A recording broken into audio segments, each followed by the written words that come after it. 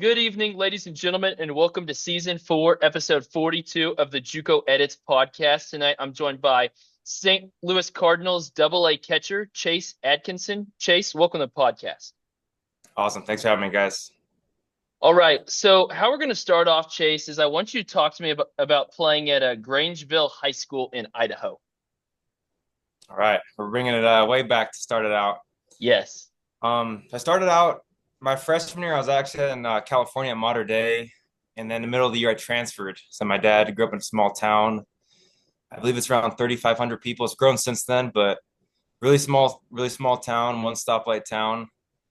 I'd say the pace of play is a little different from growing up in Los Angeles to a small town in Idaho. It's a little colder over here. But for us, we were lucky with the weather to get any home games in, and our season sometimes is pretty short due to that. So that was probably the biggest factor.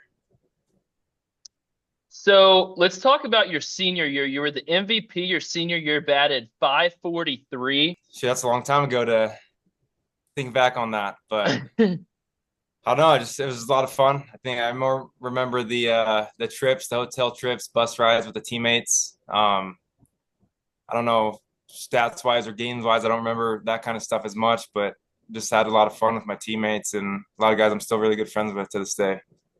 So let's talk about your recruitment out of high school. Okay. I believe I signed middle of my senior year. So I committed to Boise State. Boise State was a first year program, like coming back. We haven't had a program like 40 years. So my class was the first one to do it. But yeah, I started talking with them. I think they're my only main like scholarship offer out of high school, I'd say, at the Division I level. But I was excited to build something new and I guess build this program from scratch essentially. But yeah, it was a super fun experience. They ended up sending me to a summer ball league in Canada, so that was a cool experience. So I got experience at college summer ball league out of high school. So I thought that was a lot of fun. Learned a lot of stuff, just something different for me, especially going to Canada too. So it's first time traveling like that away from home. So it was a good experience for me. So you started 8 games. You made your debut versus Texas. Talk about that. Against Texas. Oh yeah. I guess that was my first college game. Yeah. But playing at Texas, they packed their house pretty good. So I didn't play that Friday night. My first start was Saturday game. So game 2 of the 3-game series. I think I just remember I kind of just blacked out. Like looking back, I think I had a knock or two. I think I played really well behind the plate. I remember throwing a handful of guys out. But yeah, I think I remember after that weekend, I kind of just blacked out and I looked back at some film and that was pretty cool watching that. But Texas, like Friday night, they don't play. So I just kind of took it in. It's my first ever college game I've ever like been a part of in the dugout. And you're playing at Texas and their crowd is, man, they let you hear it. They they don't hold back on anyone. So I was super nervous, and then you don't know if you're playing the next day. So I was in the lineup, then you don't know what to think, and then when the game starts, you kind of just, like I said, I just blacked out, and you don't hear all the chirps constantly. You hear some because you can't avoid them all, but yeah, I thought it was a cool experience to play at Texas, and then later getting to be in their conference and playing them all the time was cool too. So I knew what it was like a little bit more. So next that I have on your time at Boise State, the Northern Colorado game. I don't remember that one specifically too much. I think I'm trying to think back of I caught a handful of games. We only played 8. I think I DH'd a couple. I might have even played outfield 1 or 2, I believe. But I don't remember specifics of all those games, if I'm being honest. All right, so talk to me. What was it like during COVID? Like you guys were playing baseball and then all of a sudden your season got shut down. Yeah, it was really crazy. So we're playing really good baseball too. Like we opened up with Texas. I mean, we didn't win any games against them our first opening, but the way we played and competed, it was promising. And then, yeah, we're just like, we're playing really good baseball. Then last minute, we have a team meeting that everyone's getting sent home. They don't know what's really, just like everyone, no one knew what to expect with COVID. So really, it's just making sure your family's okay, getting back, staying isolated. Luckily, I live only, it's a 3.5 hour drive to my house. So I just made it back home. And from there, everything's kind of shut down. So it's more so, I mean, sure, everyone went through the same experience in different places.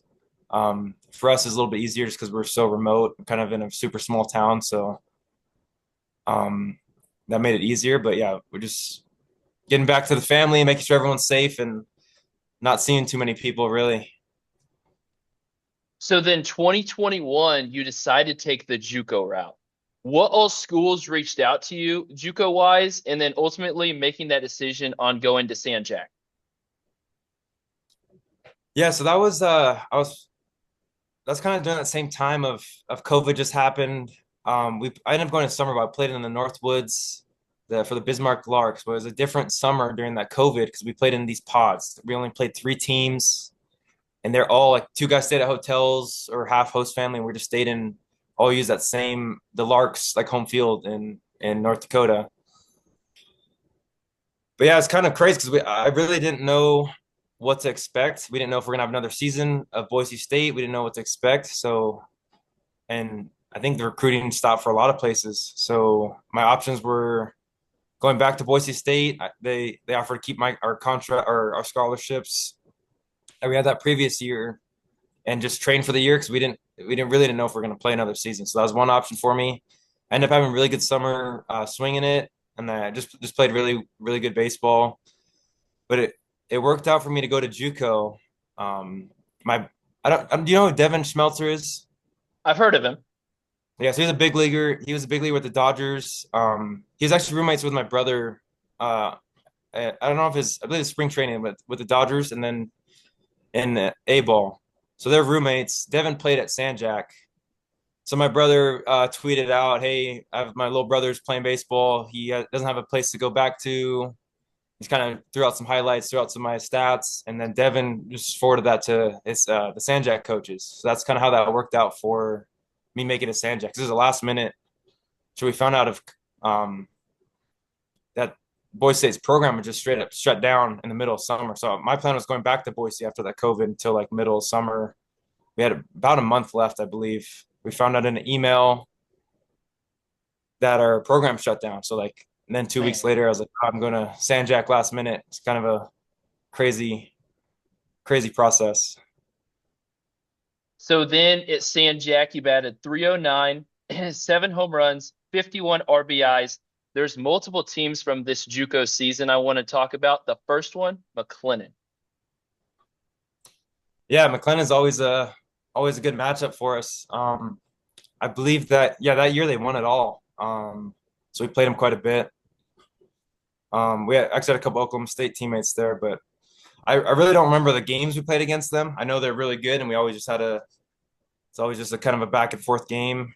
They're always loaded with Division I talent, some top draft picks, some power arms, power bats. Like it's just it's a fun baseball right there. Blinn. I think same idea. Like all those JUCOs, it's like you play them so much, but it's kind of I think all those games are a little bit of a blur. So I don't remember any of the specifics of most of those games, if I'm being honest.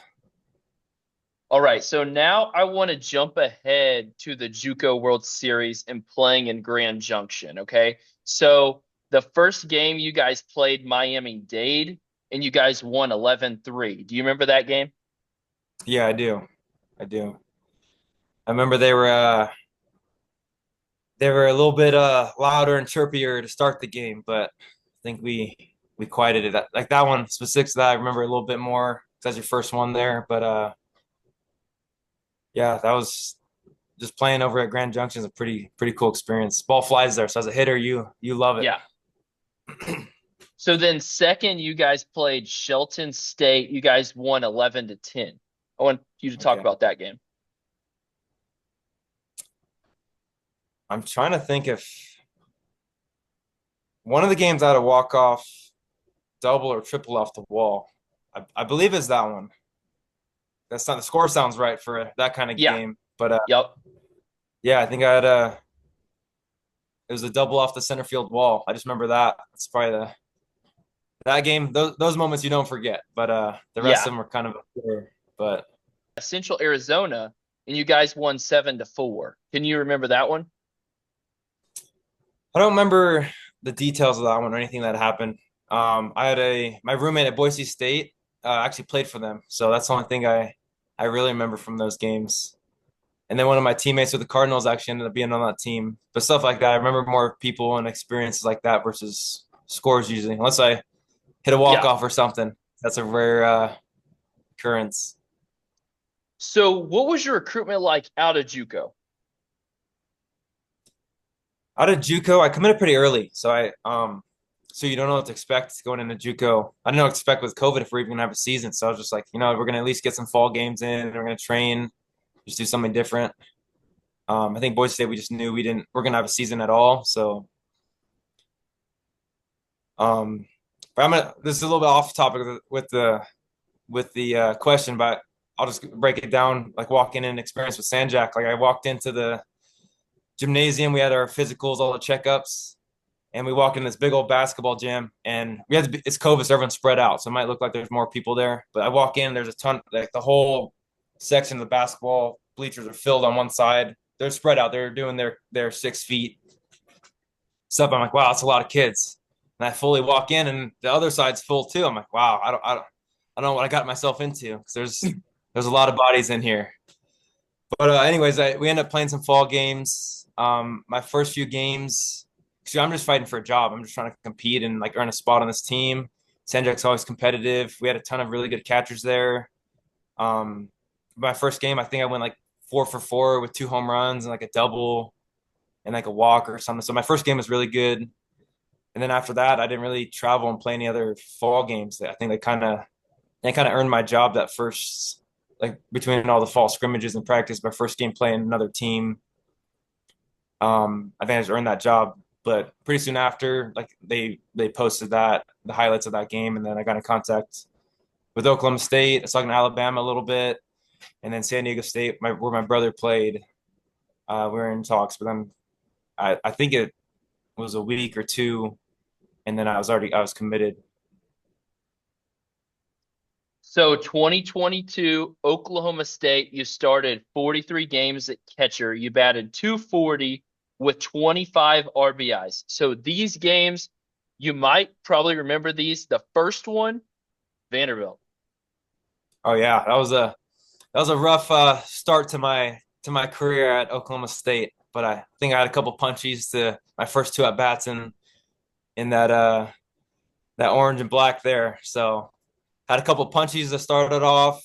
My coach liked the matchup a little better, so he pulled me mid game after I caught our Friday night guy. So after he got pulled out, I came out with him. So I didn't know what to expect. I was like, man, my first real games in this uniform are against Vanderbilt. I just went 0 for 2 with 2 punchies, and I'm not even playing the rest. I didn't play the rest of the weekend. But after that, I started that next midweek and kind of got it rolling from there. But yeah, remember those moments. But that was a cool playing. There's a cool experience. Sam Houston. Yeah, I think that's that first midweek right after. Yep. I believe these ones are a little closer in timeline, so I remember some of these a little bit better than my high school Yeah. and JUCO games. But that one was that first midweek we played. I know I'm pretty sure we lost that. I don't know if that's what it says on that, but I remember we beat Vanderbilt. We lost that first midweek. But I think I had a good game on both sides of the ball. Nothing crazy. I think I had a hit or 2, or maybe I don't know. Went 1 for something, 1 for 3. So you have it right there. Maybe help me out with that. About playing well at least and having a better bounce back game. Yeah, it said the Sam Houston game. Yeah. Yeah. That was one where you started to turn it on. Sweet. Okay, so let's jump ahead to NCAA regional in Stillwater versus Arkansas. Okay, those are some good ones. Um, Shoot, man, every time we play them, it's for one, their crowd. I'm sure you've heard this from other guys. Their crowd just they travel unbelievably well. So there's a lot of red, almost overwhelming amount of red in our home field because we pack it out pretty good in Stillwater. Like we Yeah. always have a good crowd. Like our fans are amazing. But man, those guys when they do their chant, their woo pig suey is first it's pretty overwhelming, especially in Globe Life when you play them there. It echoes pretty good, and it's a it's a pretty crazy experience. But yeah, to touch on that a little further of like those games, that one I remember a little bit more. At least one I bat. I think I was facing Hagen Smith. He went to I believe he's with the White Sox. Could be wrong with that. Yep. He's first round. Yep. But guy with an elite fastball. Yeah, I think probably swung through two or three of them. That's all I remember is he had an elite fastball. We were all just swinging underneath him because his carry is pretty. Yeah, like I said, just elite fastball. Really good pitcher. So 2023, you go back to Oklahoma State. You started 55 games and batted 314 with 60 hits. Talk about facing Vanderbilt the second time. Yeah, I guess we opened up with them again that next year at that's Yeah. in Globe Life. Yep. But I just had a completely different mindset. This is more general of that year, just different mindset as a hitter. And but yeah, I we faced man, I'm trying to think of the pitcher we faced. I just went blank on. It was 9-11. Okay, I guess it was a pretty good it's a pretty good game. Yeah. But I remember I played well, like personally in that game.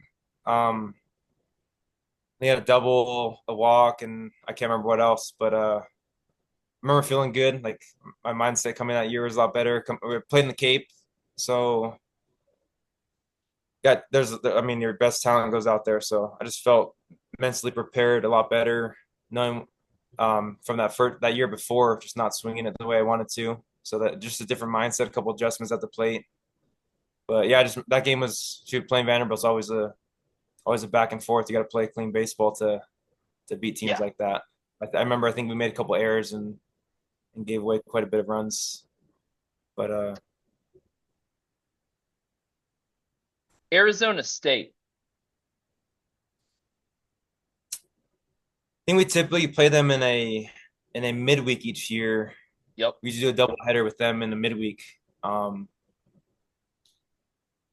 I can't remember how I swung it against them, but yeah, I mean those are the same thing. It's a super good program with the elite history of winning behind them, but playing them is always just like all these other schools. Every game's the same. Of all these schools we play, there's no really easy games, you know. Yeah.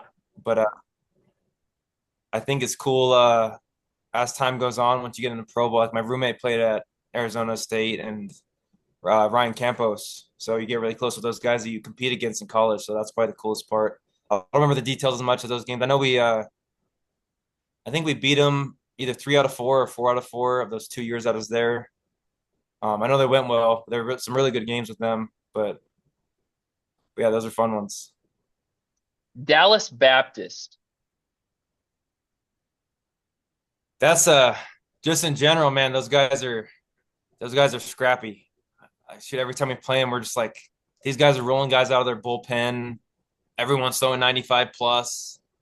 They all slap the ball around, hit for power, steal backs. Like they play. Man, there's a reason why those guys are a top 25 team every year. So it's cool. That matchup with them. Should we have a game where we beat them by 10? We have a game where they beat us by 15, whatever. Like it's just you just don't know what to expect. I remember I had one really good game against them. I believe I had two of my homers in one game against them when they came to us. That's but man, that was during a midweek in the regular season with that game I had. Then playing them in the regional. think they whooped up on us pretty good. They had a lot of home runs. That's all I remember. Now we're going to talk about the Big 12 tournament from that year. Okay. I think the main thing I take away from that tournament, I remember playing TCU and shoot, we came out of the losers bracket. We were pretty banged up as a team. We just played, I don't know how many games in 48 hours, just 2 or 3, just climbing our way out of that losers bracket. So we used all of our bullets to get there. And man, those guys that year were, I mean, pretty much most years with those guys, but man, they get hit. Their pitching was unbelievable. Like they're pretty well rounded. So we matched up pretty good with them. We always have great games with them during the regular season. It's a back and forth. But yeah, we fired all our bullets early to get to that championship game. I think I don't remember the score, but I remember it wasn't pretty. So I want to go back a little bit. I want you to talk to me about facing Oklahoma.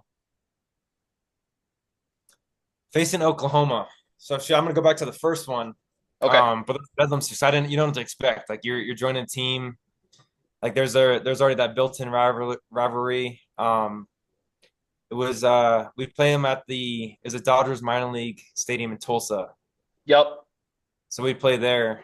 Yeah, you don't know what to expect, but that's shoot. A couple of our like that first year I was there, we have some players that were veteran guys, and they had some players that were like they're older veteran guys, and man, they were just going at it. They really hated each other. So I ended up being a team like you. It's funny because you say that and you play against these guys, and it was a big rivalry. Then you're like the next year, like see them at spring training. Some of these guys they get drafted, and you're in the same draft class, and you get to meet them. Then you're just like there's normal, cool people, but while we have those colors on, it's a little different, and you're protecting your team and your program. But yeah, I remember like my first time I was catching that game, and I guess one of our guys he threw a heater up and in, and one of the guys didn't like it, and they're just going at each other, cussing back and forth, and I'm just like, oh my gosh, what's happening here? But it was it really didn't. It's cooled down. It's not as intense like the next year. It wasn't as big of a deal. Yeah. I think we just played like I mean I think we just played really good baseball against them that next year, and it wasn't as close. We still hear it from the fans when you travel to those other. That's why we have to play at some the neutral sites sometimes. You play in Norman, you play at Oklahoma State. Like those fans are brutal on both sides, but man, it's always a fun game. So then you signed with the Cardinals in 2023. What all teams did you hear from before ultimately signing with the Cardinals? I heard from the Cubs, the Tampa Bay Rays, the Mariners, and then the Cardinals were the main ones. The Cardinals came later. I got a call a day later from the Mariners. They're gonna, I guess, just because I signed after the draft as a free agent, so I signed the same day on day 3 with the Cardinals, like right away after, and then the Mariners called the next day. But I was already like, I just told them I already signed, and it was kind of a done deal. But I really thought I was going to go to the Cubs. That's who I talked to the most. I had the most calls with. The Mets also I had a call. It was day 2 to be kind of a fill-in for, I guess, their senior signed for a little less and just going a little earlier. But I didn't hear from them later on. But yeah, those are the main ones I talked with. So you played in 98 games, batting .286, 1 home run, 15 RBIs, .820 OPS. You're currently with the AA Springfield Cardinals. I want you to talk to me about the lessons that you've learned so far in the minors and your expectations going into 2026. I'd say, like, since I've joined the minors, I thought I was going to be, I mean, you don't know what to expect, but getting there, you thought it just like you show up and they'd have all this stuff for you and the plans with it. But they do a great job of with helping with development. But a lot of it's just like anything, just getting it done, having your own routine, really knowing yourself more than anything, like knowing what I'm good at. Shoot, when I first got there, I'm trying to you try and do a little too much. Same thing with when I got to Oklahoma State my first year, just trying to do too much creating stuff out of or pretty much trying to make stuff happen. But just I think the biggest takeaway that I've learned is just understanding what I'm good at and shoot advice for any young players, just knowing what you're good at, building on that, and don't try and do something or be something you're not, if that makes sense. Yeah. Okay, so now I want you to talk to me about playing with Isaac Stebbins. Isaac is the man. I actually just shoot his cards back here. We just did a glove trade, but he's a great dude. That's one of my favorites as a teammate. Catching him, he's to this day he's one of my favorites. He's electric. He comes in, sure you can know he's throwing 3 fastballs and it's electric. But yeah, we he probably doesn't like this story to be told, but I'm gonna tell. I don't know if this card's right here. I need to see if I need to grab it. If not, but he just sent me a card. He'll get a kick out of this. But he's not gonna like this story being told. But this was his nickname was Derek Jeter, Okay. and the reason for that, it's not a good thing like you think. But man, he was electric. Nobody hit him, and I really think the only runs that I could think of that he gave up was him defending a bunt. When teams would bunt against him, I think there was 3 or 4 times that he threw it away, and one of them, he went to field and he jumped up in the air like he was Jeter. And I'm gonna play it down a little bit. I don't want to exaggerate this to make him sound bad, but I think it went like 20 feet over the first baseman. And I just watched this play from. I just like covered my mouth and I'm like, oh. But yeah, I'm gonna have to send. You're gonna have to send this video. Maybe even tag him on this because it's Yeah. good. Okay. But I just brought it up. The card. I wanted to show you the card because I had him sign it and I had him write Derek Jeter on the card. But I thought it was that's a pretty funny story from him playing. But yeah, like I said, he was one of the most electric pitchers. He'd come in every time he'd come in is 1-2-3. Maybe it was 1-2-3 and a thrown away bunt, but then he'd strike out the next guy, you know. But it was that name stuck with him, and we kind of kept that going as a joke on the team. But right when we got back on the bus, then you know when you mess up or have a play during a big game and no one really talks about it, we kind of let it be for a minute, but we had a laugh about it after. It's pretty good memory, pretty funny story now. But I think his bunt defense and his ability to cover a bunt is better now because he worked on it quite a bit after those. But yeah, you knowing him, you being his teammate and knowing him, you have to share that with him. I'm here also with my brother, Talon Robertson, who is a catcher and junior at Washburn Rural High School in Topeka. And Talon, go ahead and I'll let you take the stage now. How you doing today? Awesome. What up, Talon? I just have a question. What was the big change coming from a D1 to a JUCO and then back to D1? That story alone is pretty crazy, especially with COVID. And tell me your process and like how it was, like how it happened, like your thoughts. Yeah, I think just in general, looking back at like where I've been in my career, like that, like just with COVID happening, going from just transferring to 3 different schools is just a crazy experience. But in the moment, you don't really think about it. You're trying to so you don't know what to expect. So you're just kind of making decisions on the fly and seeing what the best opportunity for me in my career is. But as far as like talent wise, the level of competition, I don't think it's changed too much. Like there wasn't too much adjustment period. It's just some mental stuff of just, like I said, that my biggest thing was that junior to senior years, just making mental adjustments and few mechanical stuff. But as far as talent and like the level difference, there wasn't too much that I noticed. I think from JUCO to Power 5 conference was the biggest. But yeah, I think the biggest thing just adjusting your new teammates and new coaching staff and new philosophies but yeah. What's a JUCO story you have?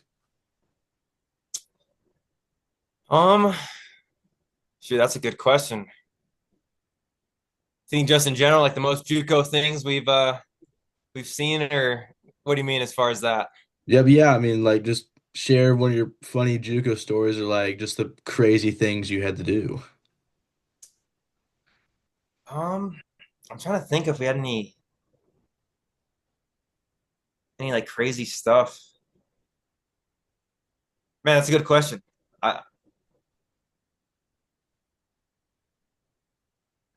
Sure, I might need to think on that one and have a good one for you. If I can't think of. Okay.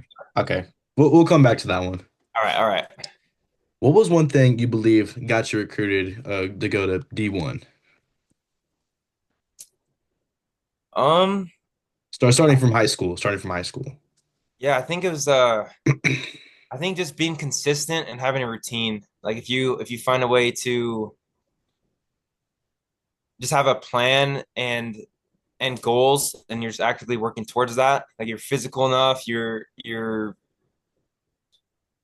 I don't know, like just actively working towards that, getting stronger, getting faster, like it'll open a lot of doors for you that there's um but yeah, looking back, I didn't have a ton of offers with it, so it worked out for me to play at Division 1. But also looking back, it's not a huge deal to just go straight D1. It's more about just playing, especially with this transfer portal stuff. But yeah, I say the biggest thing is having a routine, having goals, and just actively working towards that. Maybe having a mentor you could ask questions to. I had an older brother that helped a ton with that, of like what developing looked like, and he helped me a ton with um just workouts, just adjustments to my swing, the mental side of stuff. So just having a role model, a mentor on top of that routine and help form that was a huge deal for me, I think. So, would you recommend like for the recruitment process nowadays? I don't know if you know much about it, but how do you feel about it? Like, I know it's probably changed since you were in high school. I'd say the biggest thing is just that probably the NIL stuff, right? Of just guys being able to get paid and like offers look a little different. Like it's not just scholarship, it's like money on top of that. But I think in general for most kids it's gonna be like, obviously if you get paid, that's amazing. You're doing something right. For me, out of high school and junior college, you weren't able to do that. So I don't know if it's gonna. I mean, obviously those bigger schools being able to pay guys will change. It'll change a lot differently. But I mean, other than that, it's all similar. Of a lot of schools, a lot of money. It's staying fairly competitive. It's just kind of those mid majors that with less funding that it impacts the most, I'd say. Hmm. It's kind of all I got so far, just from talking and listening. But ooh, what's another one I Yeah, can no, think that's of? awesome. That's a lot of a lot of good questions. I was gonna ask you on choosing your catcher. Be Yeah, awesome. yeah. If you have other questions you think of, if you have other Mm. routines you want to touch on, it doesn't have to be now. We could touch base later and stay in contact and help. Okay. If you should have a couple local guys send me videos of their swings, try and help out in any way I can. But I think it's cool you guys do this and are asking a lot of great questions, taking time to interview people and do your own research on it as well. So I think it's awesome. Appreciate you guys. Thank you. Thank you. Thank you. For Division 1, I think it's just I don't know if you ever seen Oklahoma State's facilities. They do like a facility tour on it. Man, it's beautiful. Like it, just that stepping on campus. I drove into Stillwater. I met up with Josh, and he gave me a tour, facility tour, and man, I was just mind blown. Of went from no locker room and the heat of Texas to sure, might be biased, but I think it's one of the best facilities and locker rooms in college baseball. What is the toughest pitcher that you faced in JUCO and D1 and the minors? Um, Man, in college, I think one of the guys with the nastiest stuff is actually at K-State is Tyson Neighbors. Yeah. And he was every at bat with him, like his stuff is electric. It's upper 90s, touching 100 with the nasty cutters. It's so like I know him a little bit. So we actually, I think, let me see. I got one of his gloves up in that top corner. So we did a couple trades. Nice. So like when you play these guys, you talk to them, or like at Globe Life, you're kind of waiting by each other. So to break the ice and go talk to them a little bit and kind of just get to know them, get to follow their career a little bit, and it's cool just seeing them. And then he's in I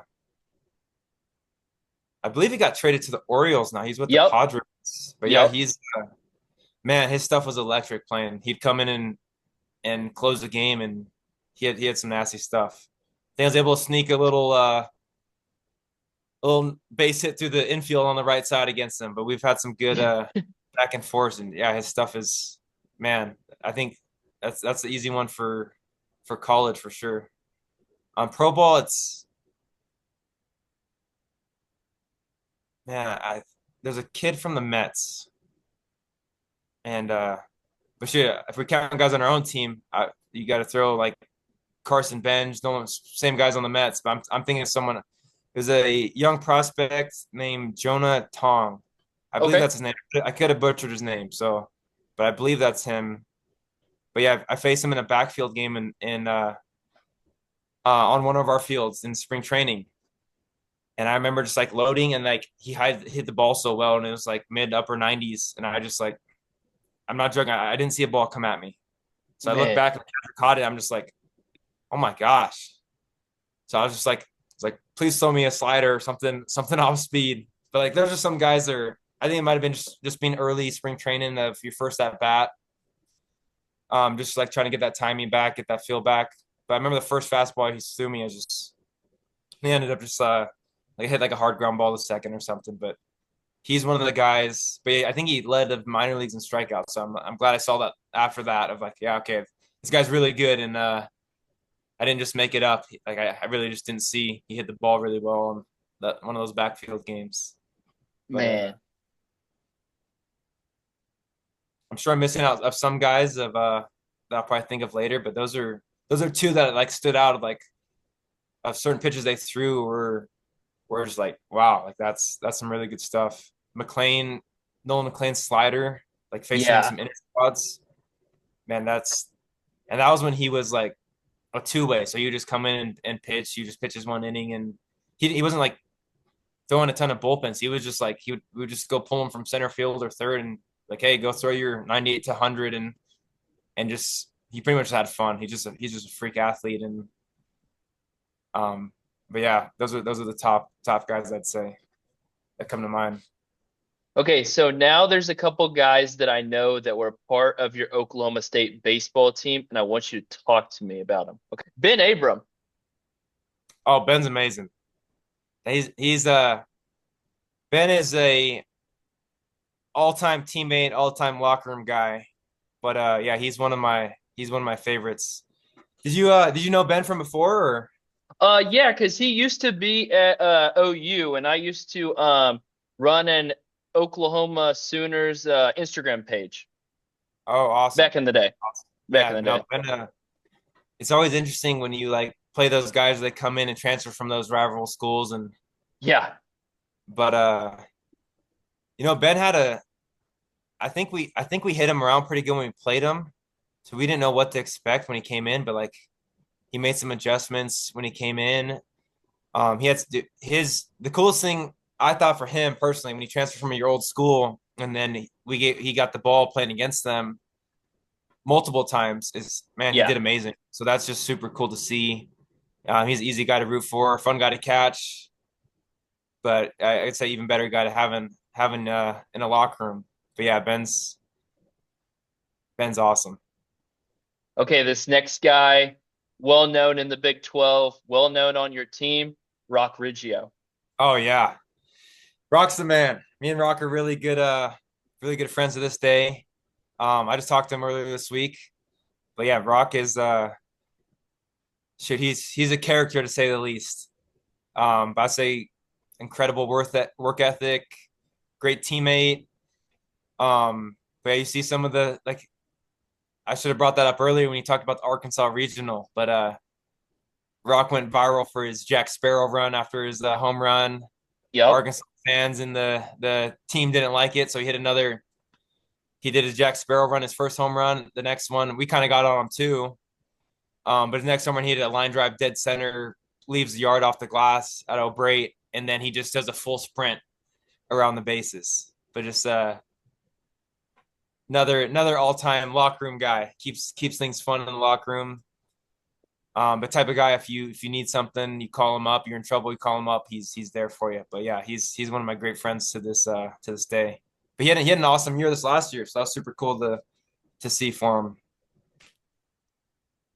Now, this next guy is a Juco bandit, Evan O'Toole. Okay. Yeah, Evan's a freak athlete, to Yeah.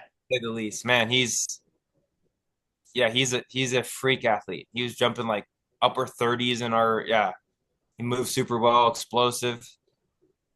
But wait, I just had that one year with him, but he's kind of I'd say he's more a quieter reserve guy, so it took him a little bit longer to come out of his shell. And during that season, in the back end of the year, got to know him a little bit more. And but yeah, I really enjoyed playing with him. Um, I'd say hopefully he sees this, but I'd whoop him in ping pong all the time. But maybe I'm remembering that wrong. But I think he's pretty good at ping pong too. But yeah, no, he is awesome.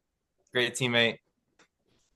And then another JUCO guy that you played with, David Mindham. Oh, here we go. This guy going through all of my Canadian teammates here. Yep. If you want a good interview, call David up.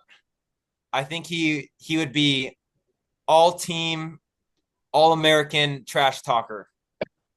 He is the best to ever do it. He could me and him would go rounds back and forth. It was we had a good time. But yeah, me and David are good.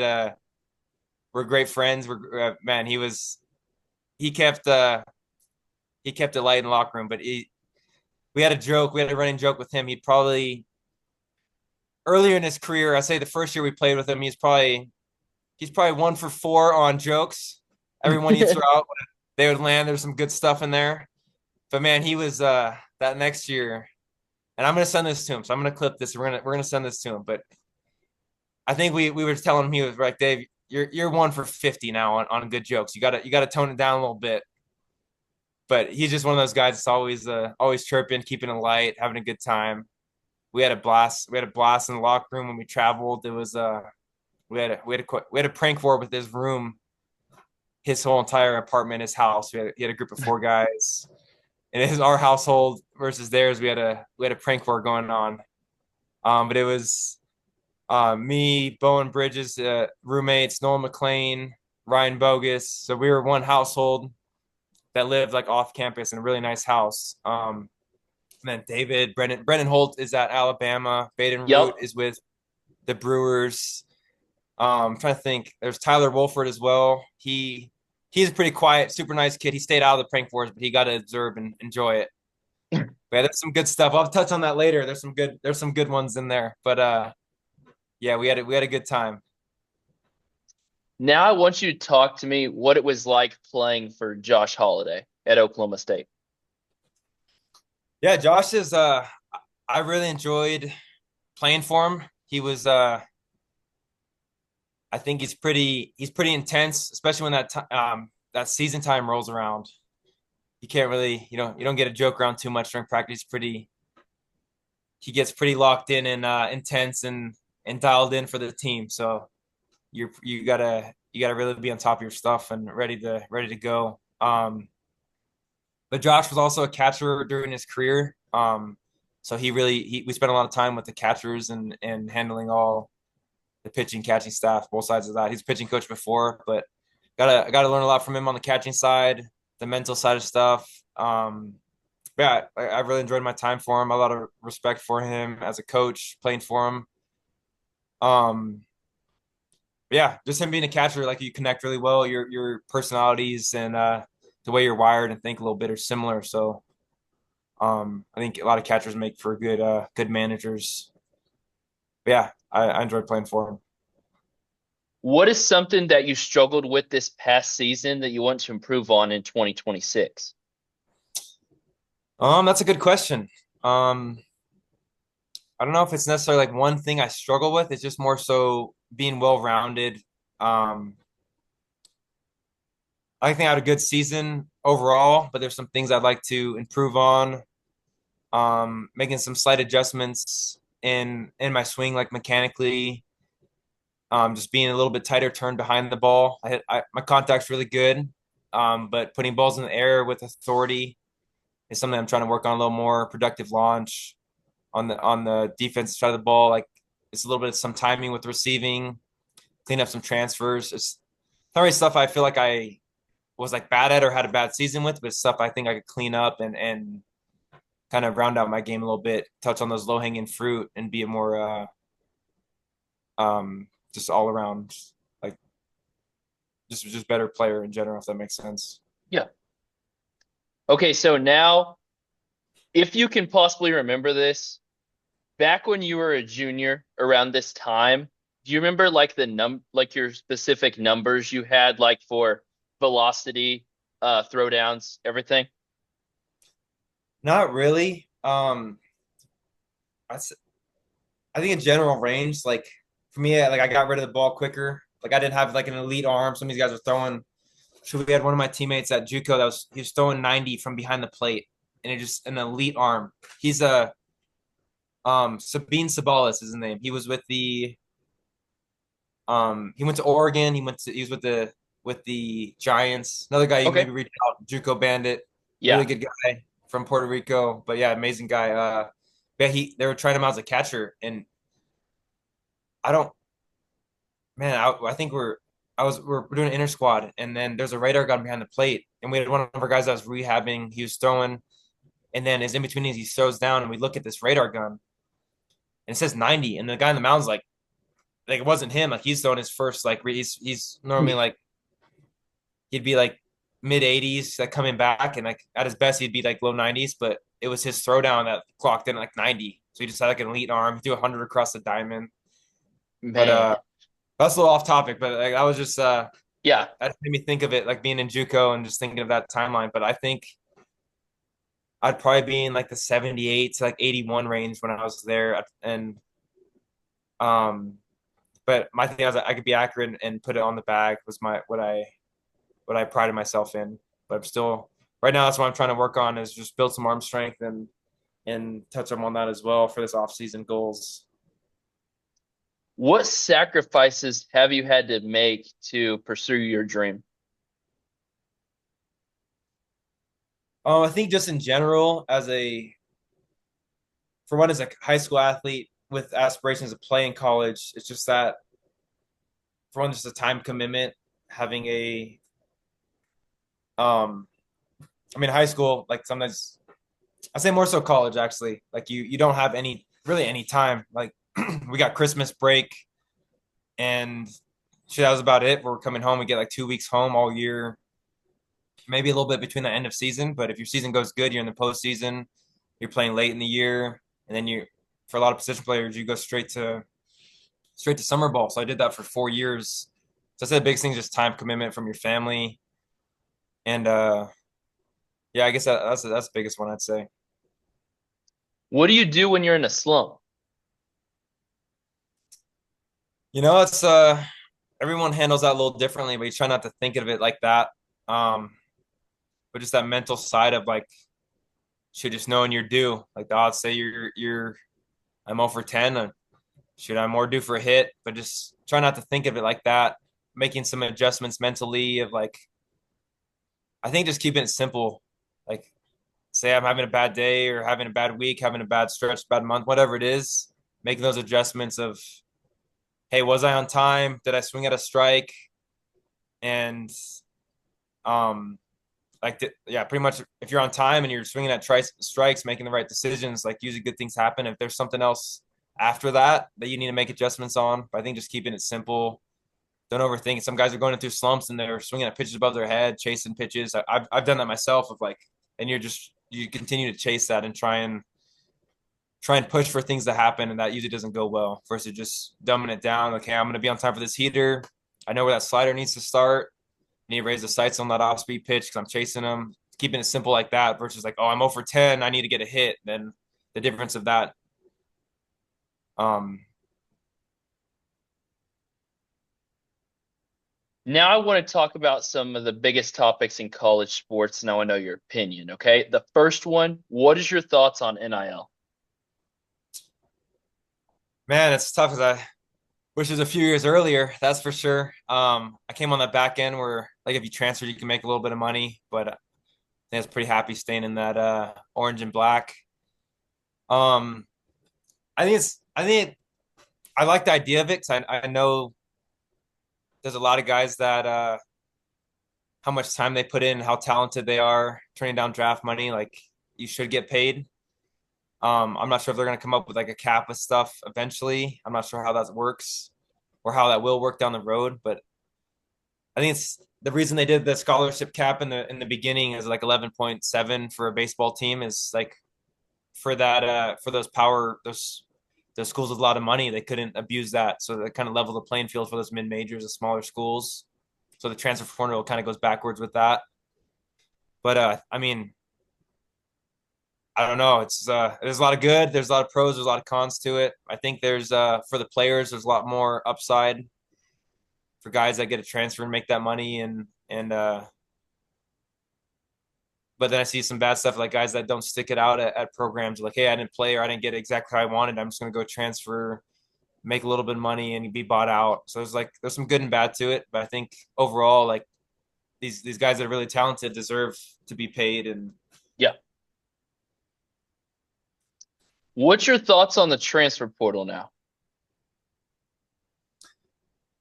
I think it's the same idea. Because man, you only get like if you're trying to play pro ball and your kid that transfers in this big school, a Power Five school, and you're not playing, it's like before you weren't allowed to transfer, or if you transfer, you lose a year of eligibility. So I didn't like the idea of that. But I think it's a good thing. The guys that go to these big schools and come in and play right away, it's awesome. The guys that come in and like you don't get as much playing time, I think transferring out to somewhere you could play is a huge deal and have that flexibility. I don't like the idea of going to a school and transferring for like to get paid or someone's like kind of like buying out a player. I'm not a fan of that. I think there should be other reasons for transfer, but like I said, it's you only get so many years in your career, so like you got to make the most of it. And if you can make a little extra money, good for those guys.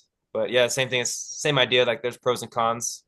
I think there's some good to it for some guys, and there's some situations that are guys are chasing a little bit of money, but Extra year eligibility rule. So the Diego Pavia rule. uh-huh. Um, shit, I don't. Yeah, that's a whole nother ballpark of that. I think it probably happens more in football with having more money. Some of those guys are paying to skip the draft and come back or transfer. I think that happens a lot more with those. Probably I'd say football and basketball is a lot more money in that in the NIL, and those guys are getting paid quite a bit more outside of your top like 5% or 1% of the baseball. But yeah, I'm not as well versed on all that or don't track that as much. But yeah, it's pretty interesting. What's your take on that? I want to curious to see what you think on Yeah. that stuff. So, yeah. So with the extra year eligibility rule, so 2020, 2021, 2022, really COVID went on. And I feel like kids in 2020 that were juniors, that were seniors, it really affected them to the fact that they weren't able to get those Division One opportunities. So I feel like this is like the NCAA granted them saying, hey, this is their chance now. You know, they didn't get this opportunity before. So I think it's a good thing that people get granted. Now, some people are complaining. They're like, oh, well, these guys get this extra year. Well, I think about this. These guys went JUCO. These guys went into the gritty. They had to grind. They had to do what they had to get to the next level, you know. And then nothing was given to them, you know. So, and JUCO's hard. I mean, you know, I know. So, I think the extra year eligibility rule is great for players. Yeah, I'm with it. Okay, so now I want you to show me the card. Oh, I got it right here. I got it Bet. over here. I just had to throw it in when we did our trade. I don't know if you could see it just right on Oh, the bottom. It yeah. says AKA Jeter. That's awesome. You know what I need to do is I need to find that go back and find that film just so I could have it and play it with this card. And we joked around the end of the season.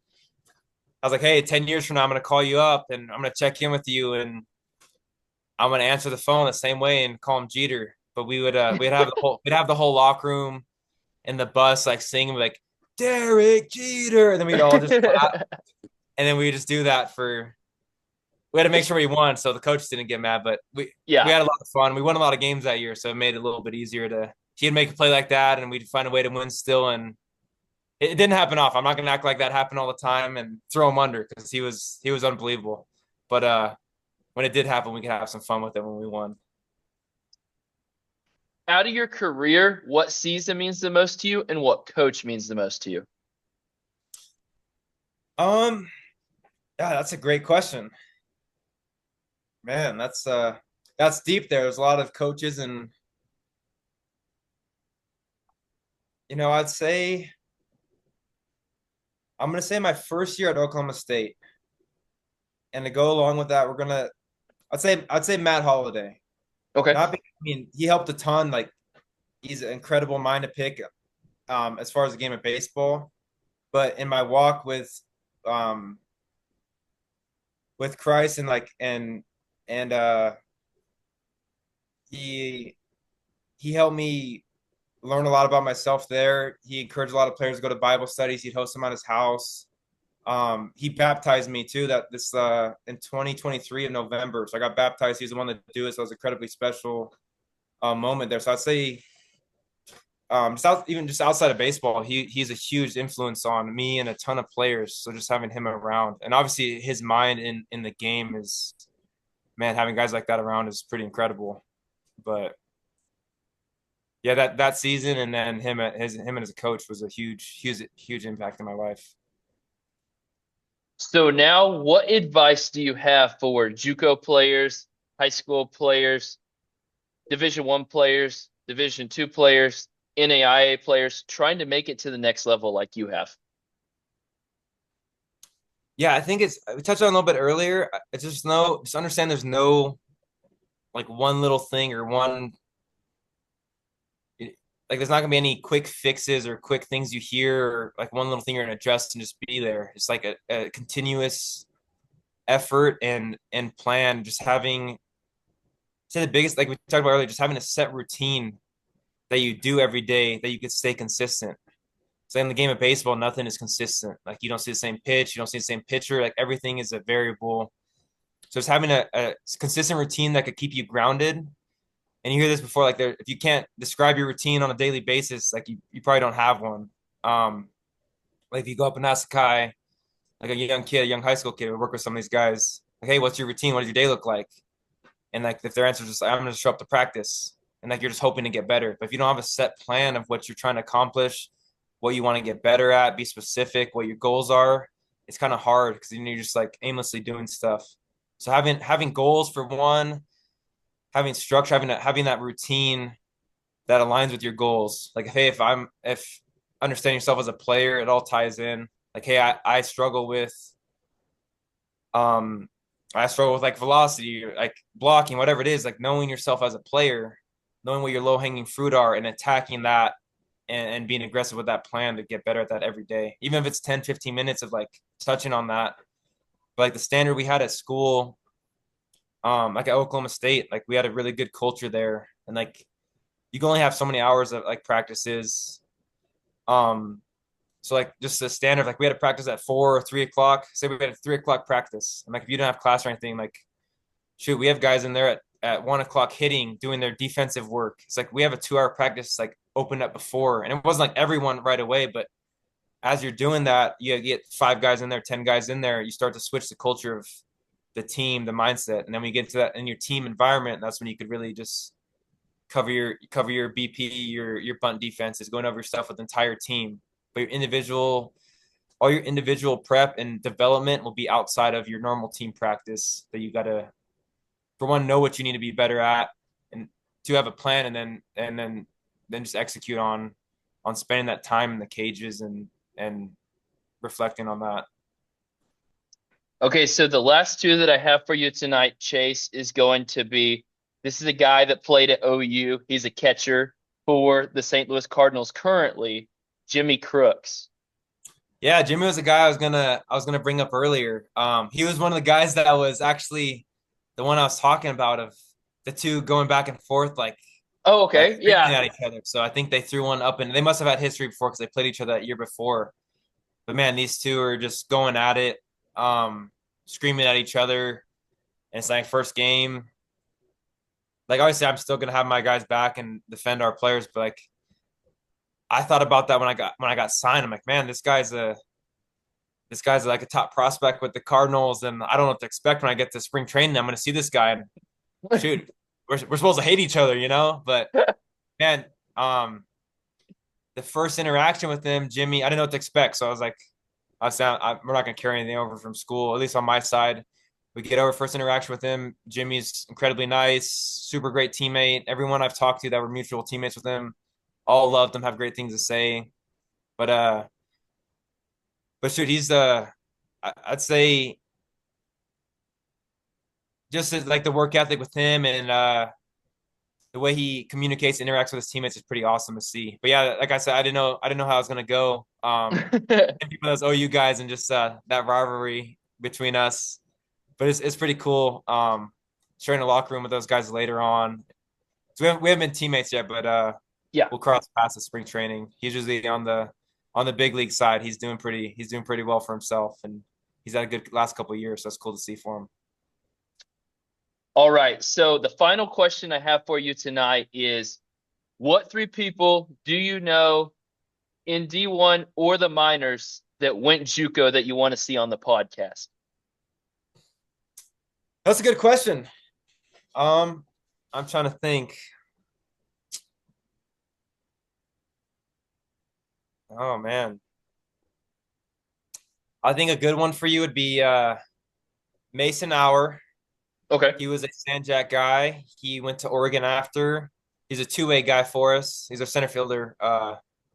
Freak athlete. Like he's another. Like if you saw him, just a freak athlete. Man.